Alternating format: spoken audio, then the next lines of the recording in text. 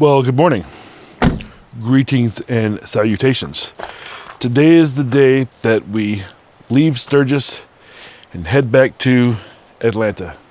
It'll take us 2 days to get there, same as it took us 2 days to get up.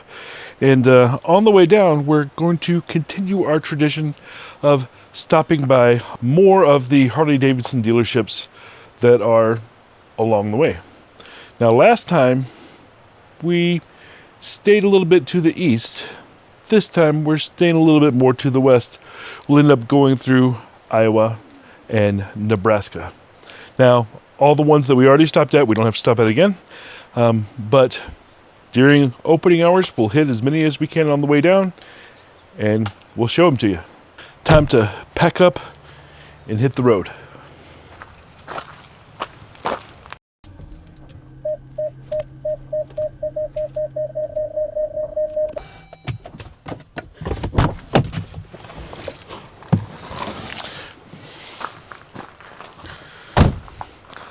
So let's get this day started on today's Graybeard Biker.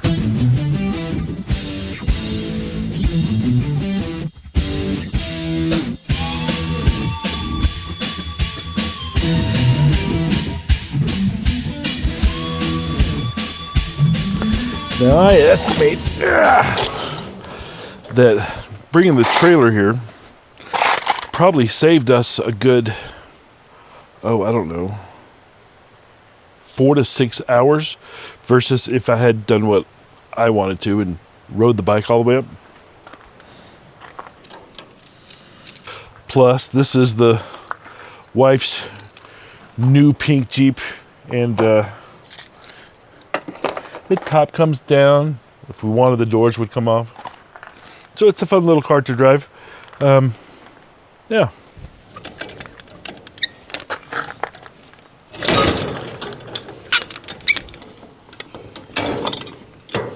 Now, don't get me wrong.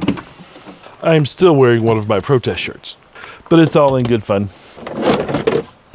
Now, if you haven't yet, and you are one of those people that are looking at more information about trailering your motorcycle, we do have an entire series about motorcycle trailering.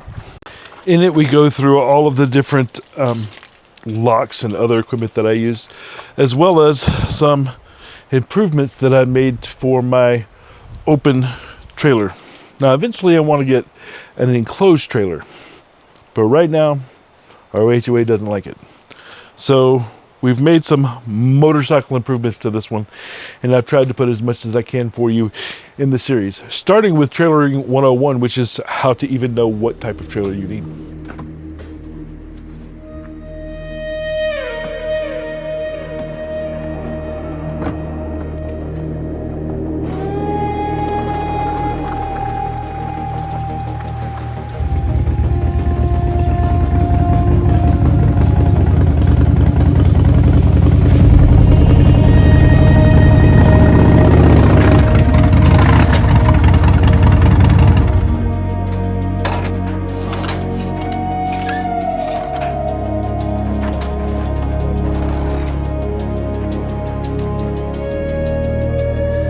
All loaded up and ready to go.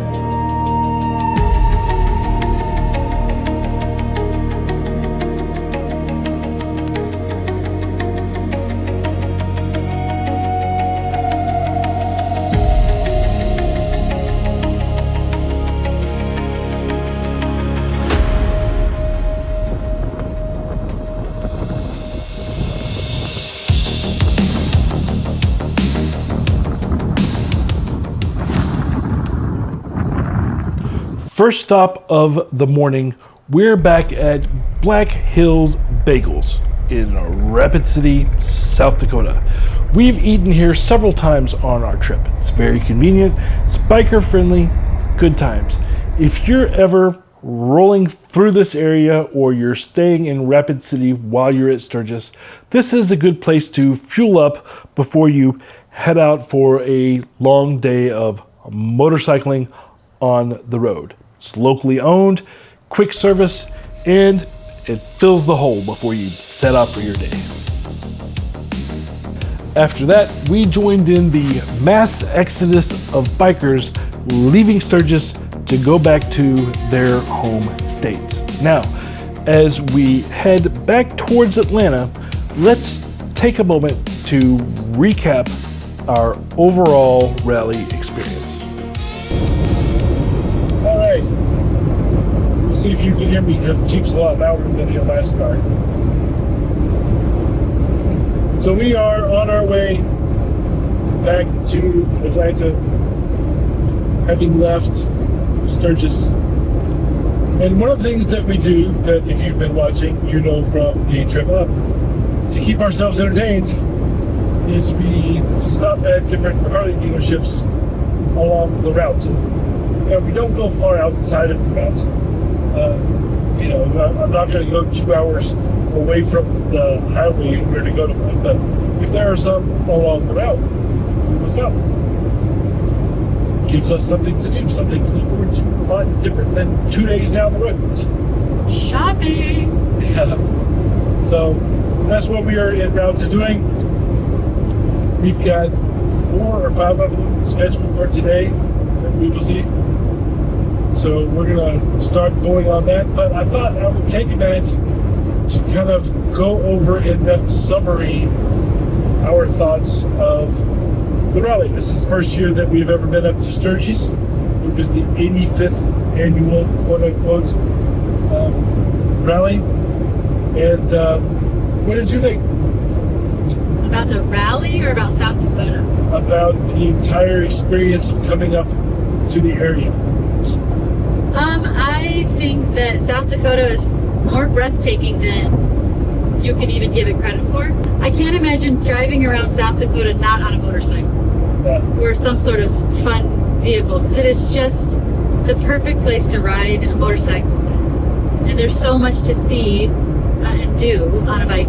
So I really enjoyed being in the state. Everybody that we met in South Dakota was phenomenally polite and nice and welcoming, and it was just so great. Lovely place. Sturgis, the rally was very big. A lot to do rally-wise between the different campgrounds and like Buffalo Chip and Pappy Hoyle. Full throttle salute. Yep. That place. There's just so much to do, not to mention all of the dealerships around have something going on, and Black Hills Harley had a really big thing, and so there's a lot to do motorcycle wise. Now rallies themselves are a lot of vendors, are the same types of vendors you have everywhere. So once you've been to one official merchandise of a rally or hot leathers, you've been to all of them. So I mean, there's that. But if you're in the market for something, we found a lot of really great prices on stuff that we wanted. We bought a new vest, we bought a new helmet, got some really good deals that we couldn't find anywhere else. So that's interesting. So if you are in the market for new gear or new parts for the bike, I would imagine that's a pretty good thing to shop for. That goes. But I think that just being able to drive around and see all the different bikes, and the entire community, as you can imagine, are very welcoming to bikers. It's entirely built around motorcycles. It just seems like there's so much space and so much, it's so welcoming to have a motorcycle in South Dakota. Yeah, you can also, if you're looking to have something installed on your bike, a rally is a good place to do that, because most of the time you'll go to the manufacturer's space, buy it, and then they will install it on your bike, which is nice, unless, if you order something and have it sent to you, either you have to install it, or worse yet, have the dealership install it. Yeah, we don't want to rely on Harley to install everything for you. It takes forever, number one. Then it's also expensive on top of that. Yeah. But we did, what all did we do? We did everything. We did all the things. Yeah, we did Badlands. We did Devil's Tower, aka Area 18. We did Spearfish Canyon. We did Deadwood. We did the 1880 train, We did Sturgis, of course. We did Needles Highway and Needles Tunnel. We did the Wildlife Loop at Custer State Park. We did Crazy Horse. Crazy Horse. We did Buffalo Chip. Buffalo We Chip. did Pappy. Oh, yeah. Pappy Holes. That's where Full Throttle is. Yep. We did. There's a lot to do, and the more that we drove around, the more things we saw that we could have done. There are caves that you can go in. There are tons. There's so many different saloons and that sort of thing. We went all the way to Crazy Horse. We went through a town called Hewlett, which we didn't know existed. And it's this old western-looking town, which would have been cool to stop at, except for the fact when we went by, it was, closed down already because towns closed in the. So that was Wyoming, I guess. We also went to a place called Aladdin. You went to Hill City. Population 15 people. 15. Yep. I think we met them all at the bar. Yeah, we went to Hill City. That's true. Yeah, Hill City. That's where we caught the 1818 train. But also, they had a great city, like little town. A lot of motorcycles there. Not rally stuff, but just a lot of motorcycles, a lot of really cool shops and stuff. One thing I will say about South Dakota, if you have never been, and if you are going in August for Sturgis, bring your rain gear. Prepare for anything weather-wise. So wear layers. Yep. Because it will be beautiful in the morning. Hotter than the devil's crotch at noon. Rain a little bit. And then freezing when the sun goes down. Yep. So all 4 seasons in one day kind of thing. And so it took us a minute to be prepared. But there's a lot of wildlife. We saw a lot of wildlife. And it's like in the South, we see deer all the time. We have tons and tons of white-tailed deer. Up there they had crossings for bighorn sheep. Which I didn't get to see one of those. No, but we saw goats. I saw blackhorn goats. I saw tons of deer. Fluffy cows. I saw 2 giant herds of fluffy cows, aka buffalo, aka bison. I saw lots of beautiful horses, lots and lots of cows. Saw little prairie dogs. I saw prairie dogs. We saw a wild turkey. That's true. Yeah. Every single morning. Of course, they had white-tailed deer also. Yeah. And every single morning there was a bunny on our driveway that greeted us. Yep. I like to think of myself as being a Disney character, and that when I wake in the morning, there should always be a bunny or some animal to greet me in the morning. But yeah, if you do see wildlife, you see a lot of them all at once. The other thing I will say, if you have ever been to Maui, Hawaii, I don't know about all the other islands in Hawaii, but I know Maui specifically. It's the only other time I've been to a place in South Dakota is like this, in that it's very Darwinism. Like, only the strongest survive. They don't put a lot of bumpers up. They don't put a lot of signs up that protect us from ourselves. If you fall off a cliff, that's it. That's just one less car on the road.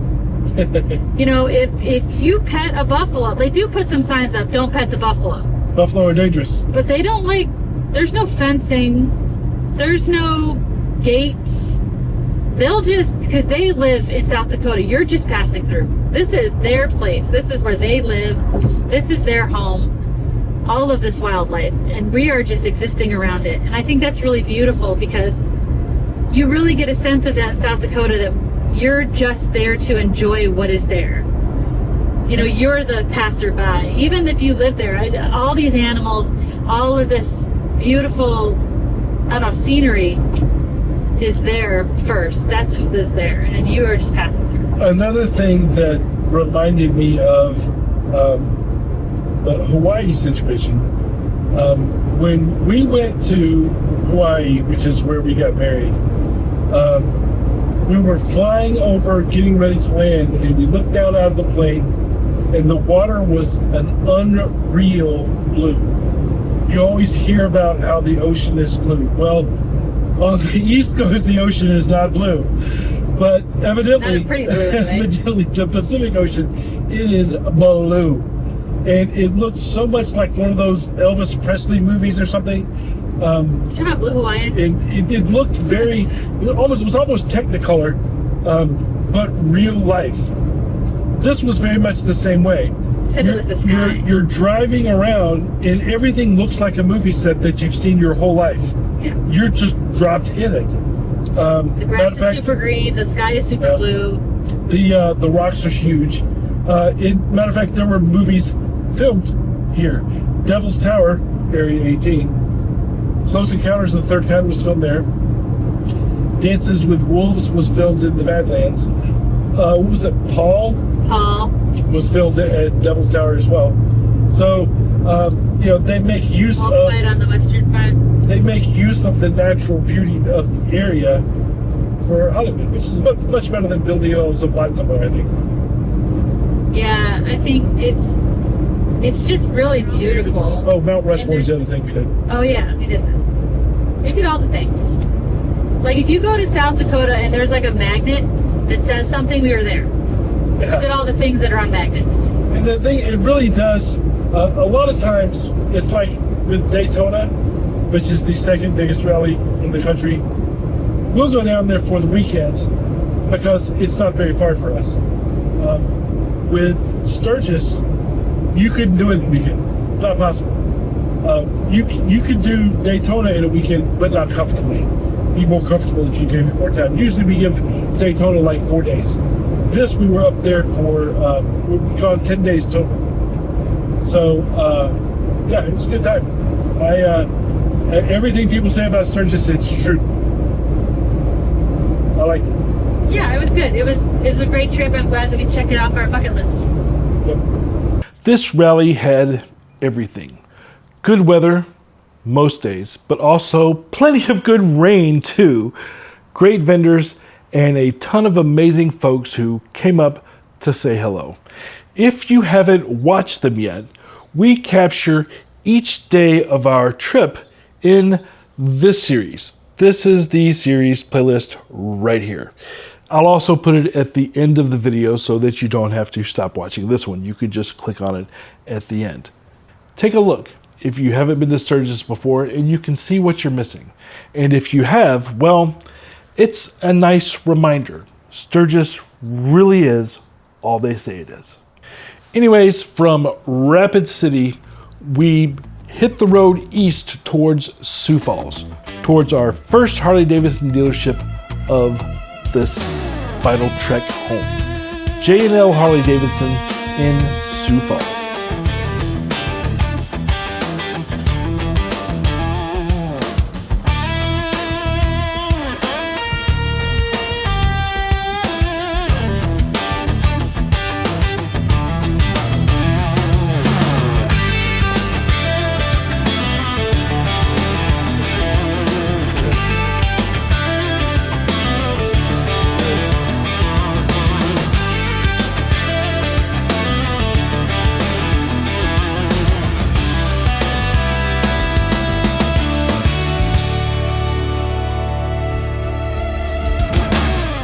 Then we rolled over to Rooster Harley-Davidson.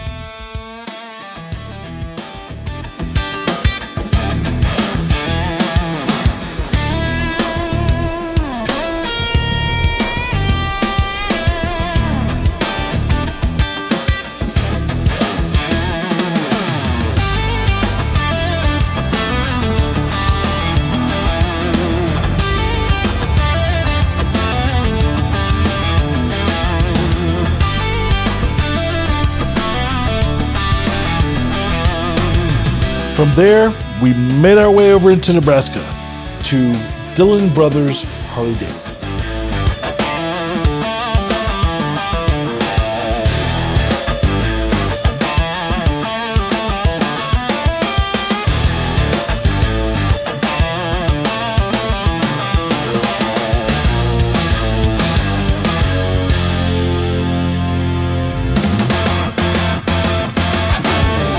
And then we finished the day at their competitors, Defiance Harley-Davidson in Omaha, Nebraska.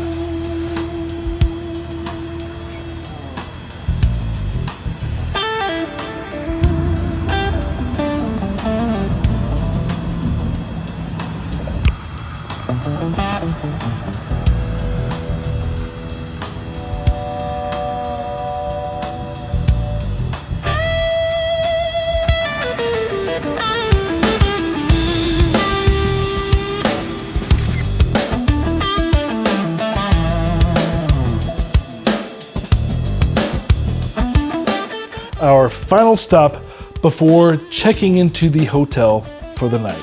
Well, we went by the Missouri State Line Rest Center, but after almost 500 miles, that hotel bed was calling our name.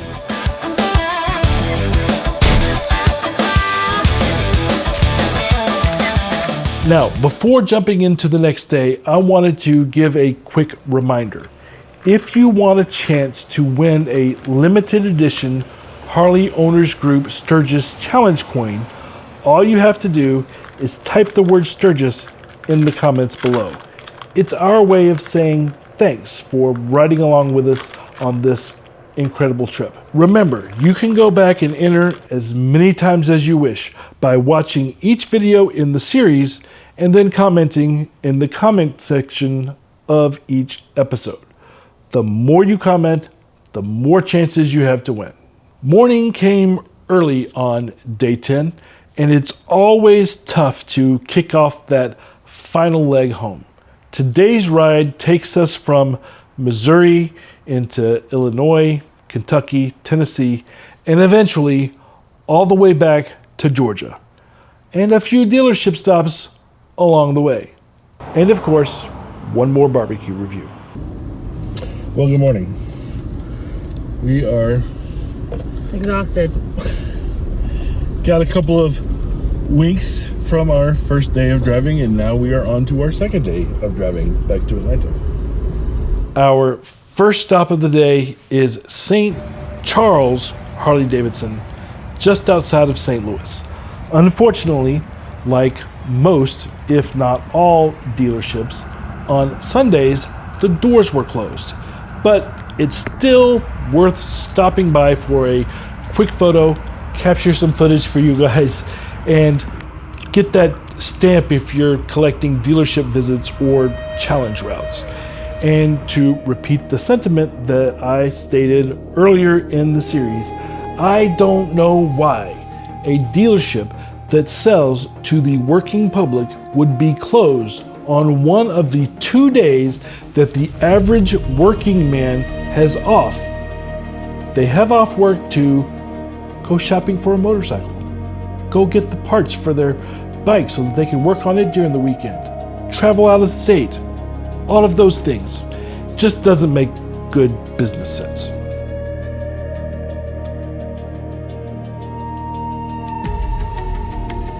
Anyway, after that, we stopped in St. Louis at Pappy's Smokehouse.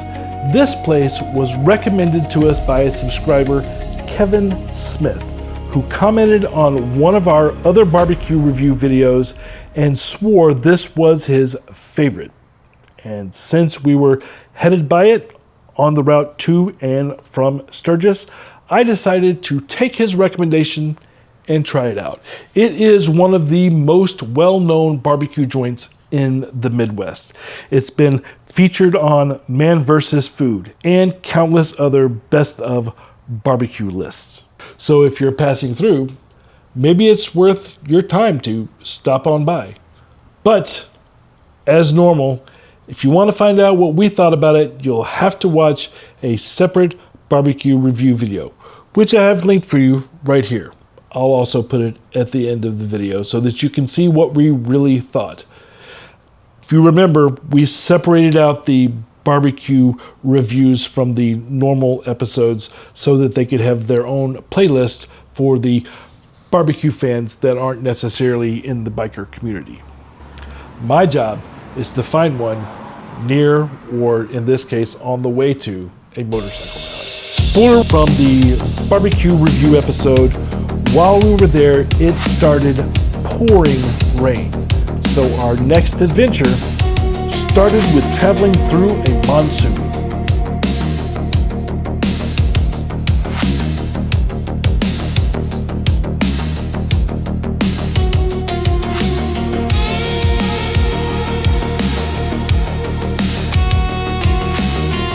As we headed to Gateway Harley-Davidson in St. Louis, water was everywhere, including the saddlebags.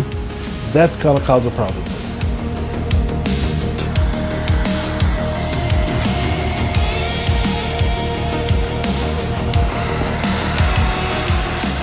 It seems Gateway has had a name change and is now officially called St. Louis Harley-Davidson.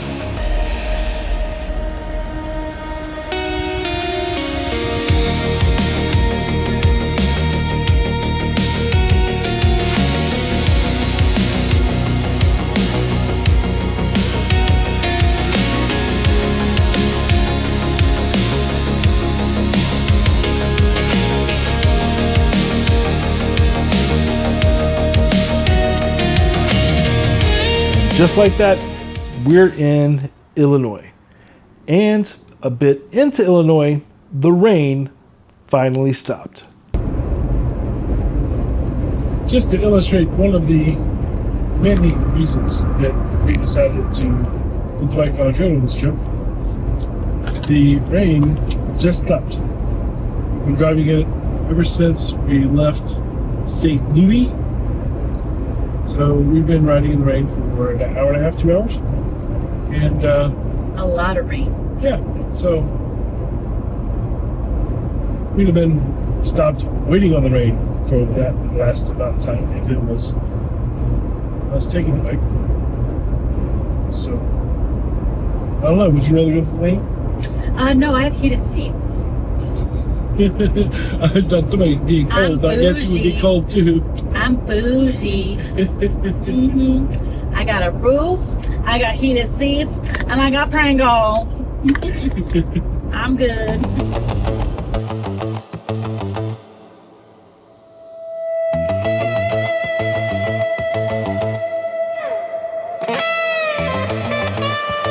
Across the bridge into Kentucky, and our next dealership was Four Rivers Harley-Davidson before making the final trek home. It's the last one, all closed, but they still count as part of the journey. There's something about seeing these dealerships, even when the lights are off, they kind of mark your progress like a milepost of your adventure. Now open on Sundays, what? And I still missed the opening hours of this place, but still very impressed. Impressed that you have Sunday hours at all. Good job, Four Rivers. Good job. Good job. Really good job. Good job. Good job. You said that. Good job. There are no two words in the English language more harmful than good job. I like this one, at least from the outside. It's themed after a steamboat, and I like restaurants, buildings, dealerships in this case, with a creative design.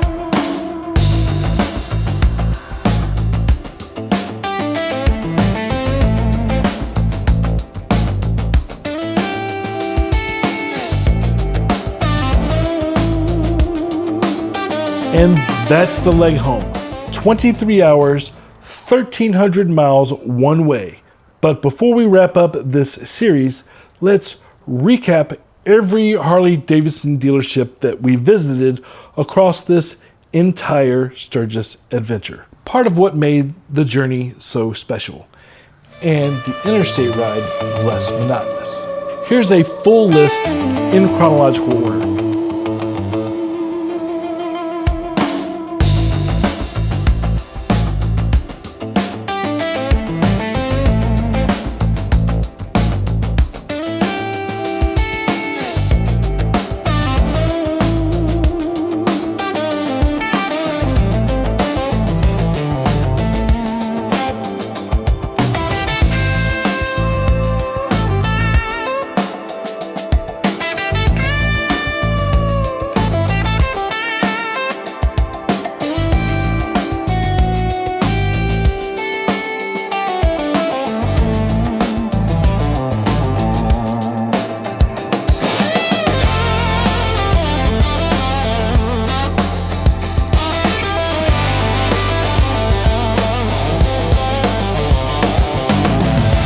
That's 26 Harley-Davidson dealerships visited, plus the 3 Sturgis Challenge Partner Centers, all in 11 different states over the course of this series. Each one has its own character, its own people, and its own connection to the larger Harley community. And we didn't hit them all either, which means next year we'll take a different route to hit even more of them, crossing them off of the list. But that's going to bring us home. It's been an incredible trip. Thousands of miles, countless memories, and an unforgettable rally. We'll do it again next year. And we'll try to have a group run up from Atlanta. So if you're interested, message me on our social media profiles or in the comments here. We'll also have a sign-up form at graybeardbiker.com/rides. Now, this is not a commitment to go. It's just to show interest in attending and splitting up the cost of the travel up there with others, which will lower your cost overall. Be sure you are like and subscribed and all of that stuff, and hit the notification bell to stay informed as to when we drop new episodes. If you've been with us since the start, thank you. And if this is your first time joining us, welcome to the family. Either way, we hope to see you in the next one. Our next episode is going to be this year's visit up to Smoky Mountain Bike Week. Until then, stay free. Keep it shiny side up.